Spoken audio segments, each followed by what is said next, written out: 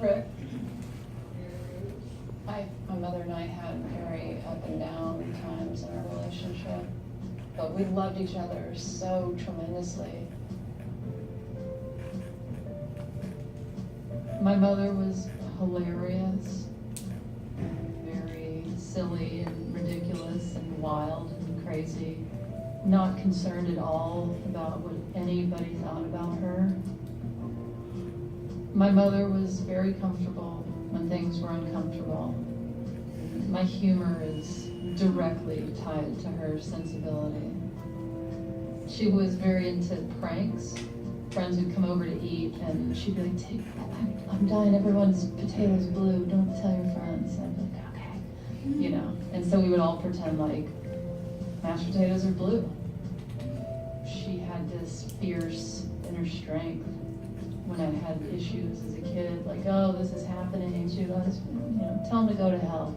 They have a problem, tell them to go to hell. And it gave me this confidence to not question myself or doubt myself. A parent is supposed to understand the child, and I never really understood Tig. I have a model of what a person should do, and Tig was having nothing of that. My mother understood me in a way that was different from other people. When I lost my mother, I truly lost the person that understood me the most.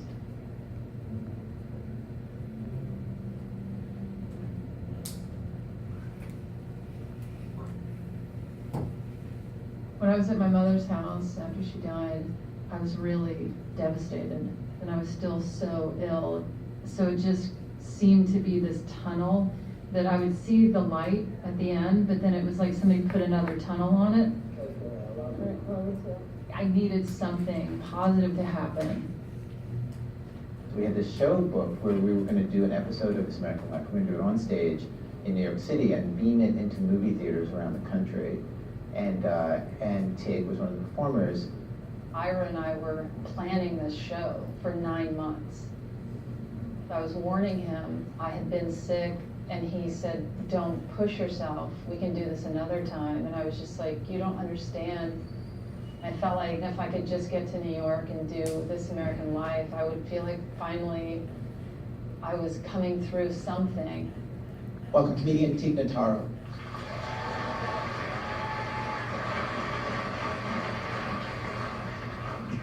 I went to this party with my friend Pam, and we were going to leave the party, and she said to me, do you know who that was standing by the door? I said, no. She said, that was Taylor Dane. Do you know who Taylor Dane is? No? She was a pop singer in the late 80s, early 90s. She sang Love Will Lead You Back.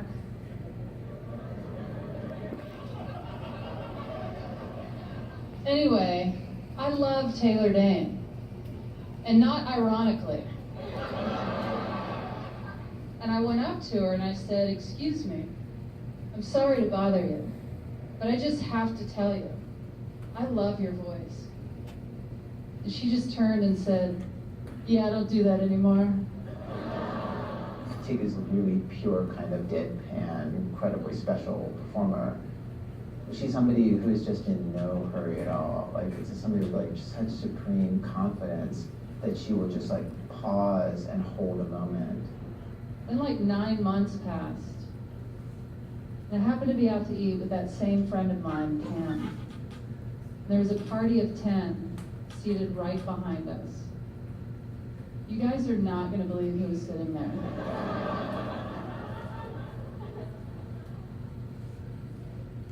Any guesses?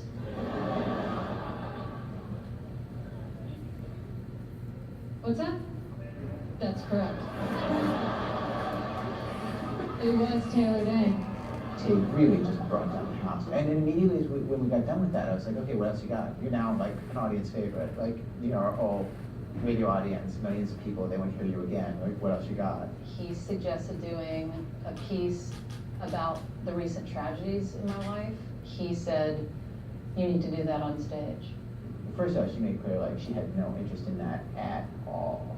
I guess there's a part of me that was a little offended that he would think that there was humor in this. She didn't know how she would go about that, and she just like it didn't seem fun or interesting in any way at all.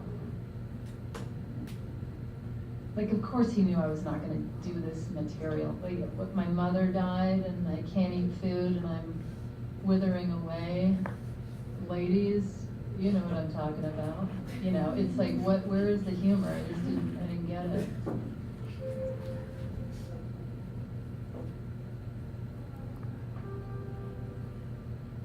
And then I found a lump. The doctor came in and she said, we saw the lump, we found another one. And I said, wait a minute, are you saying that I have cancer? She said, it is very likely that you do. And I was like, immediately in my head, I was like, wait a minute, my mother just died. How could this happen? Like, I've already been through all this. Like, I wanted to pull out like these calling cards. Like, no, look, I just went through all this stuff and I can't have cancer. I happened to be sobbing on the sidewalk, and Flanagan, the owner of Largo, sent me a text, are we doing the show or not? I love stand-up so much. I wanted to do it one more time. Maybe that seems utterly insane, but as soon as I was diagnosed with cancer, everything came over me as funny.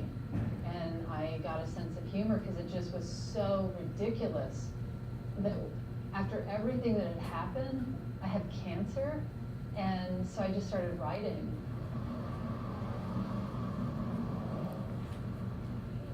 That was such a major risk because it could have easily been my last show ever that bombed awkwardly.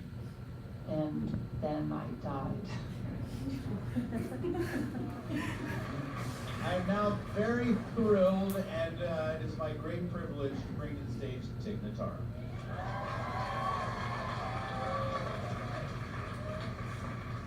Hello.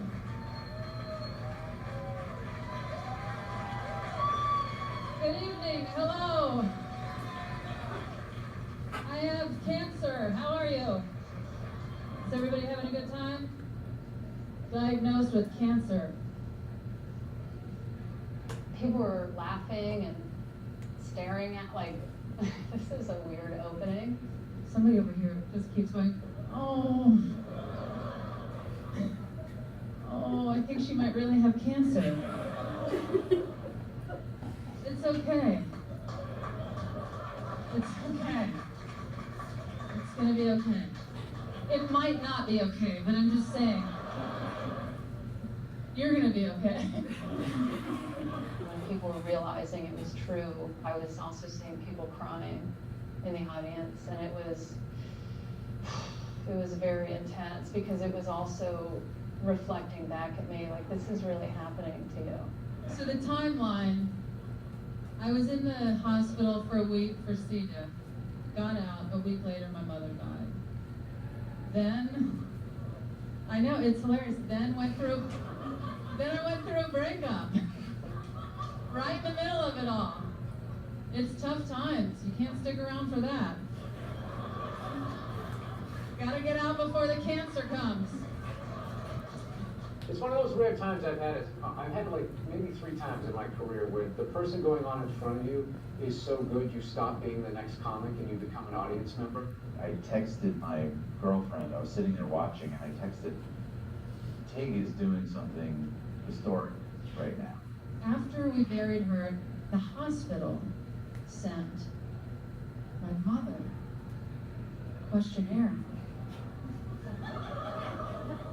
to see how her stay at the hospital went.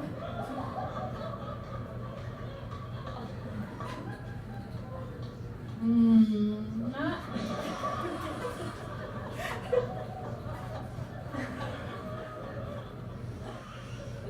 great.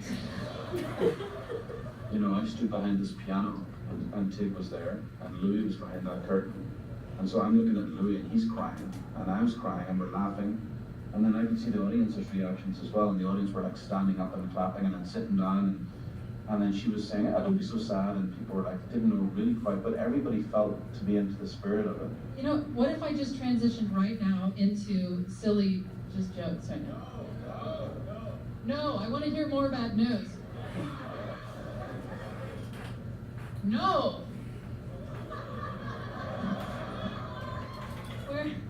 Where are you? Right here. Oh.